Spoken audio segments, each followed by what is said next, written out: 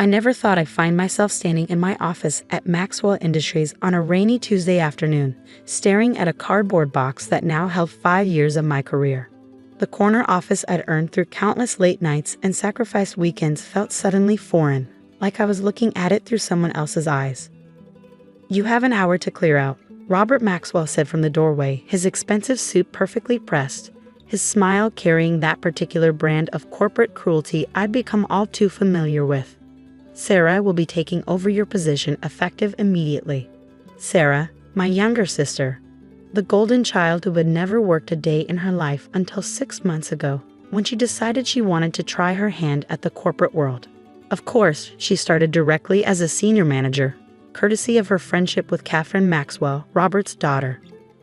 I carefully placed my awards into the box: Regional Manager of the Year, 3 years running; Top Performance in Sales, 2022, 2023, and 2024. Each accolade a testament to the dedication they were now discarding. "Don't forget to hand over your building access card," Robert added, clearly enjoying this moment. "We wouldn't want any unfortunate incidents." My building access card.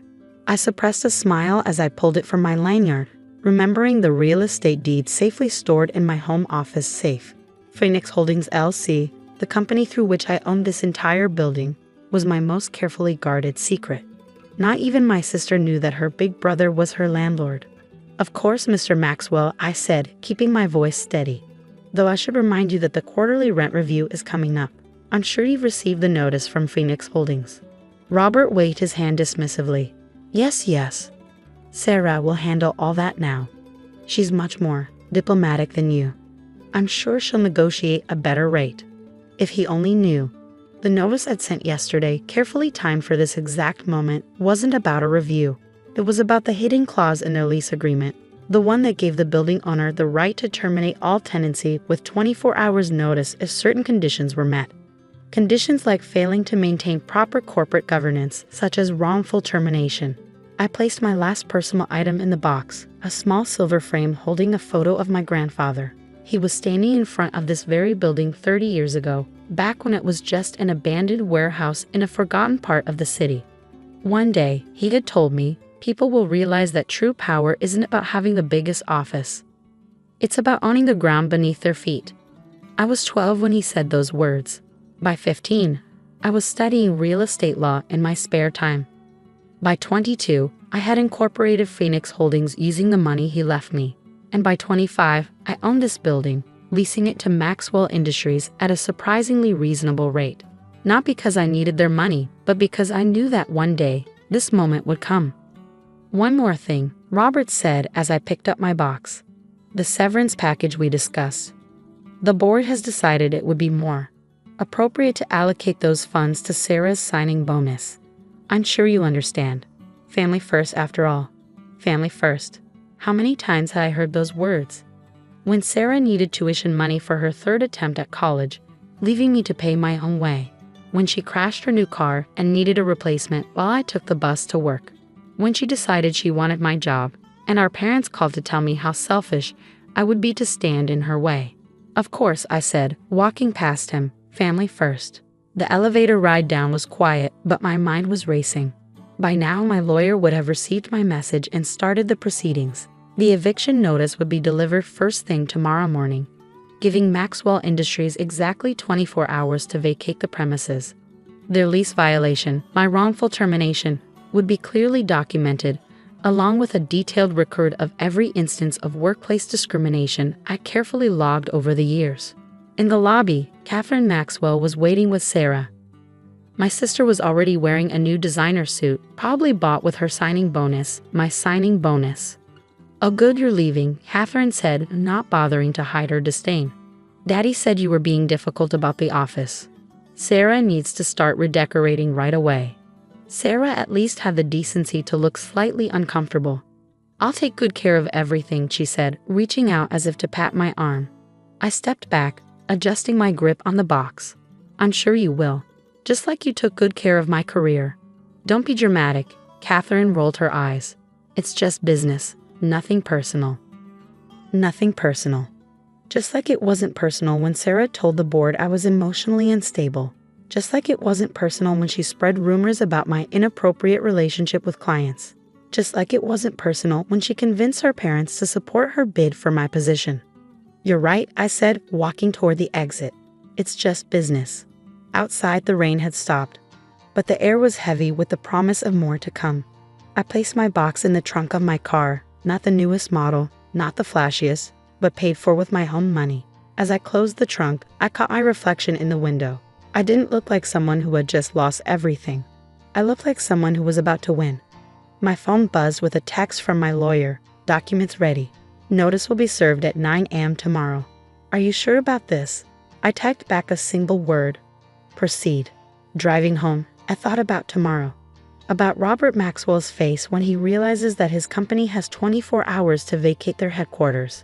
About Catherine's reaction when she learns that her father's reliable tenant is actually the person they just fired.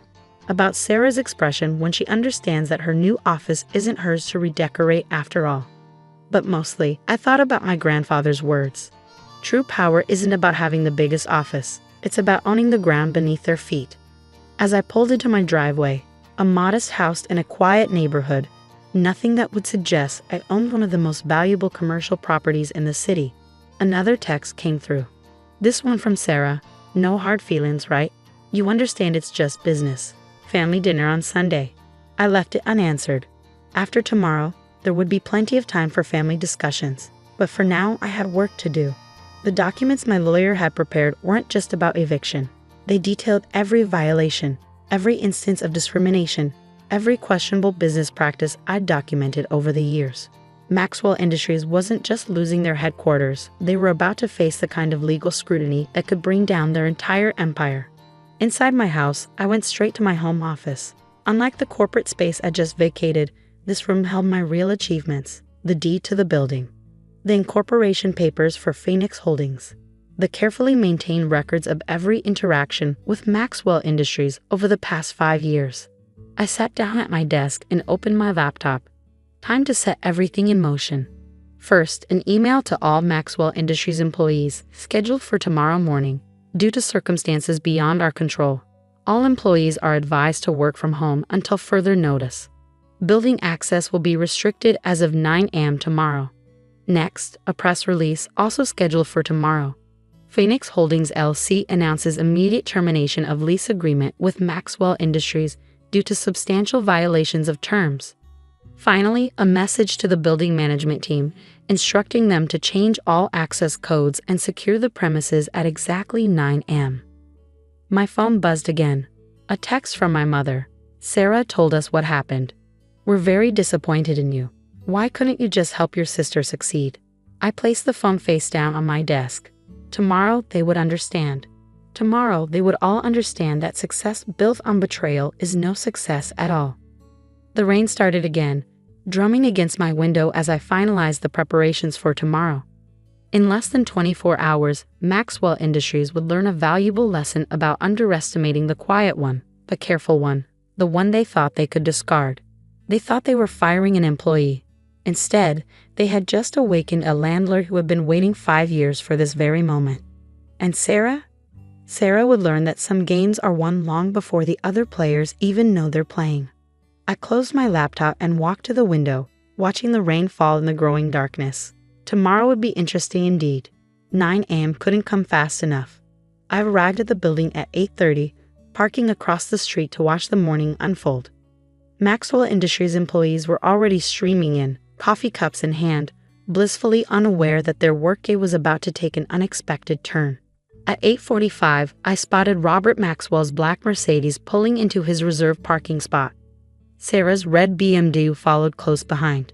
No doubt they had coordinated their arrival to make her first day as impressive as possible. At exactly 9 a.m., my phone lit up with a series of notifications. The security team confirming the access code changes. The building management system automatically locking all entrance points. And most importantly, a video call from my lawyer showing the eviction notice being served to a very stunned Maxwell Industries receptionist. I watched through my car window as chaos slowly spread through the building. Employees gathering in confused clusters near the entrance. Security guards explaining that their access cards no longer worked. And then the moment I had been waiting for. Robert Maxwell bursting through the front doors, his face red with rage, waving what I knew was the eviction notice. My phone rang. Robert Maxwell's name flashed on the screen. I let it go to voicemail. It rang again. Sarah this time. I watched her pacing near the building entrance, phone pressed to her ear, designer suit already showing signs of distress. I declined the call. A third call, Catherine Maxwell. Decline. Then a text from Sarah. What did you do? I stepped out of my car, straightening my jacket. Time to make my entrance. The crowd parted as I approached, whispers spreading like wildfire. Robert Maxwell spun around, eviction notice crumpled in his fist. You, he snarled, realization dawning on his face. Phoenix Holdings. It's you. I smiled, feeling surprisingly calm. Good morning, Mr. Maxwell. I see you've received the notice regarding your lease termination. This is ridiculous, he shouted, waving the paper. You can't just evict us. We have rights. Actually, I pulled out a thick folder from my briefcase. I can. Section 7, Paragraph 3 of your lease agreement clearly states that any violation of corporate governance, including wrongful termination of employees, constitutes grounds for immediate lease termination. Would you like to review the documentation of my termination yesterday? Sarah stepped forward, her confidence visibly shaken. This is insane. You're just trying to get revenge because you couldn't handle me taking your job.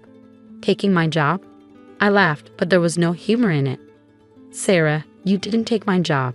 You conspired with Catherine to spread lies about me. You manipulated our parents into pressuring me to step aside. You stole my severance package, and now, I gestured to the building behind her. Now you have no job at all. Catherine pushed through the crowd, her perfect composure cracking. Daddy, do something. He can't do this to us.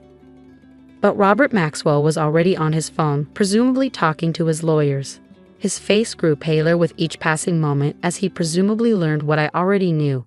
The eviction was legally binding, and Phoenix Holdings had every right to enforce it. 24 hours, I announced, loud enough for everyone to hear. That's how long you have to vacate the premises. Any belongings left behind after that time will be considered abandoned property. 24 hours, Robert's voice cracked. We can't possibly move an entire company in 24 hours. We have clients, contracts, meetings. The same amount of time you gave me to clear out my office, I reminded him. Nothing personal. Just business, right? Sarah grabbed my arm, her eyes wide with panic. You can't do this to me. I'm your sister. I gently removed her hand. Family first, remember? That's what you always said. Well, this is me putting family first. My family company, Phoenix Holdings. The crowd of employees had grown larger, many filming the scene on their phones. I knew by noon this would be all over social media, but I didn't care. 5 years of careful planning had led to this moment. Oh, and one more thing, I pulled another document from my briefcase. This is a notice of legal action against Maxwell Industries for workplace discrimination, defamation, and breach of contract. My lawyers will be in touch. Robert lunged forward, his face purple with rage, but his daughter held him back. You'll regret this, he spat. I'll bury you in litigation. I smiled, thinking of the extensive documentation I had gathered over the years. Every email, every meeting recording, every piece of evidence carefully preserved. I look forward to discovery, I said calmly. I'm sure the board will be very interested in some of the documents I've collected. That got his attention. He knew exactly what I was referring to. The questionable accounting practices, the insider trading, the systematic discrimination. All of it meticulously documented and ready to be revealed. Now, I checked my watch. You have exactly 23 hours and 45 minutes to vacate the building. I suggest you get started. As I turned to leave, Sarah called out, her voice breaking. What about Sunday dinner? Mom and Dad are expecting us.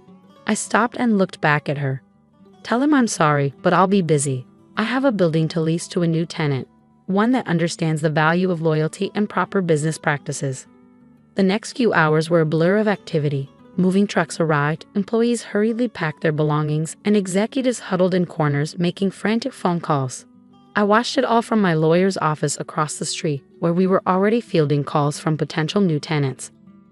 By midnight, most of Maxwell Industries had been cleared out. I stood in my old office.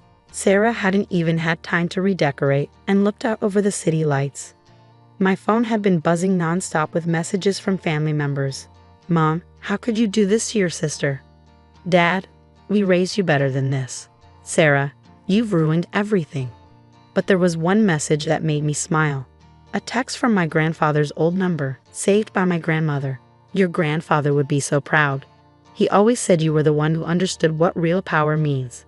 The next morning, as Maxwell Industries scrambled to find new office space and deal with the PR nightmare, I sat in my home office reading the news coverage.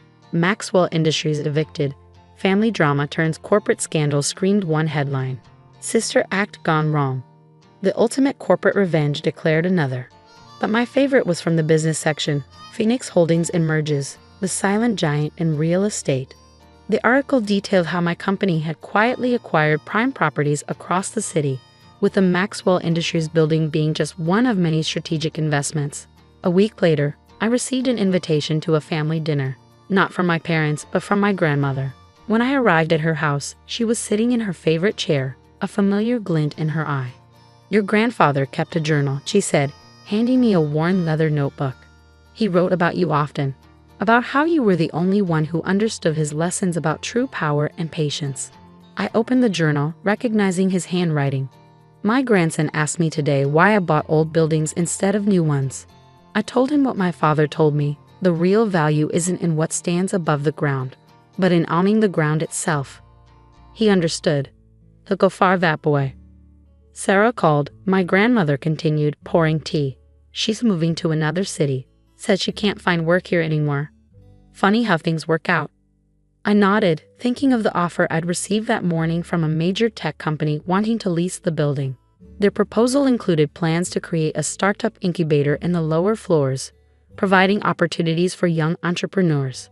You know, my grandmother said thoughtfully, your grandfather always said revenge is a poor man's game. Real success isn't about getting even, it's about getting ahead. I smiled, thinking of the changes I was planning for Phoenix Holdings. It was never about revenge, I told her. It was about justice, and now it's about building something better. As I drove home that evening, I passed the building that had started it all. The Maxwell Industries sign had been removed, leaving a clean slate for whatever would come next. My phone buzzed with a text from Sarah, her first message in weeks that wasn't angry or accusatory. I understand now, she wrote, what you built, what you achieved. I'm sorry I tried to take it from you. I never realized how hard you worked for everything. I didn't respond immediately. Some lessons take time to sink in, and some wounds need more than words to heal. But as I parked in my driveway, I thought about my grandfather's words one more time. True power isn't about having the biggest office. It's about owning the ground beneath their feet. And now finally, everyone understood exactly what he meant.